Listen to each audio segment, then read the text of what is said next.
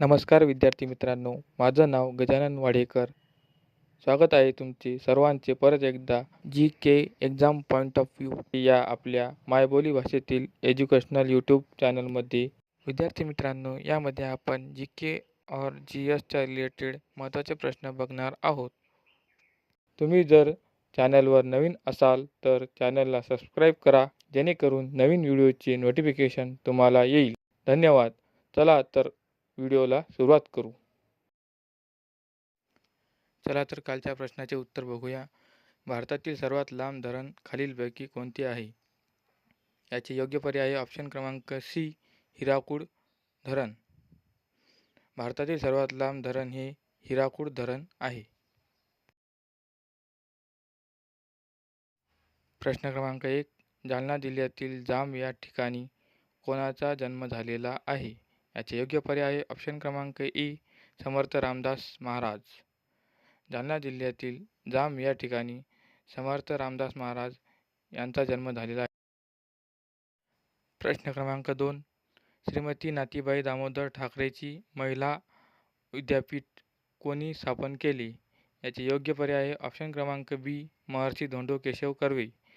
श्रीमती नाथीबाई दामोदर ठाकरेची महिला विद्यापीठ हे महर्षी धोंडो केशव कर्वे यांनी स्थापन केले.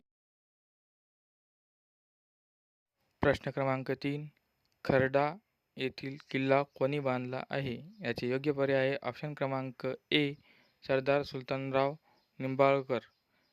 खेडा येथील किल्ला सरदार सुलतानराव निंबाळकर यांनी बांधला आहे. प्रश्न क्रमांक 4, सुवर्ण मंदिर कोणत्या तलावाकाठी आहे? याचे योग्य पर्याय आहे ऑप्शन क्रमांक बी, अमृत. सुवर्ण मंदिर हे अमृत तलावाच्या काठी आहे. प्रश्न क्रमांक 5, बालविवाह बंदी कोणत्या कायद्याने करण्यात आली होती? याचे योग्य पर्याय आहे ऑप्शन क्रमांक बी, शारदा कायदा. बालविवाह बंदी ही शारदा कायदा या कायद्याच्या अंतर्गत करण्यात आली होती. प्रश्न क्रमांक 6, गीर अभयारण्य भारतातील कोणत्या राज्यात आहे? याचे योग्य पर्याय ऑप्शन क्रमांक बी, गुजरात. गीर अभयारण्य हे भारतातील गुजरात राज्यात आहे.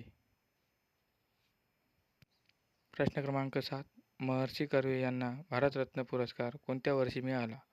याचे योग्य पर्याय आहे ऑप्शन क्रमांक बी, 1958.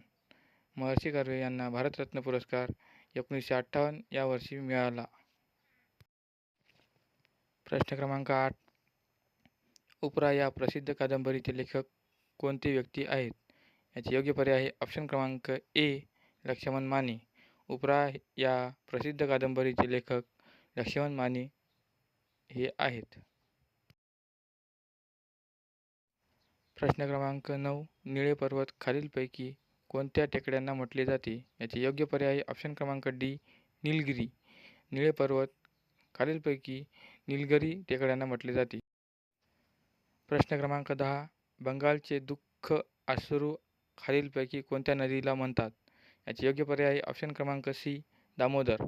बंगालचे दुःख अश्रू खालीलपैकी दामोदर या नदीला म्हणतात.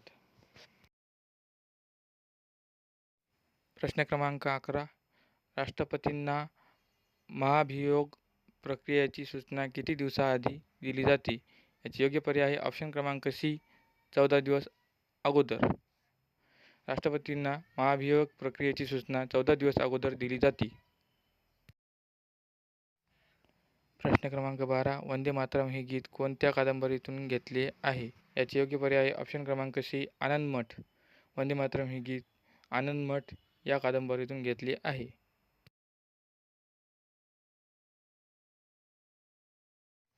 तुमच्यासाठीचा आजचा खास प्रश्न, आनंद मठ ही कादंबरी खालीलपैकी कोणत्या व्यक्तीची आहे? याचे योग्य आन्सर कमेंट करून सांगा.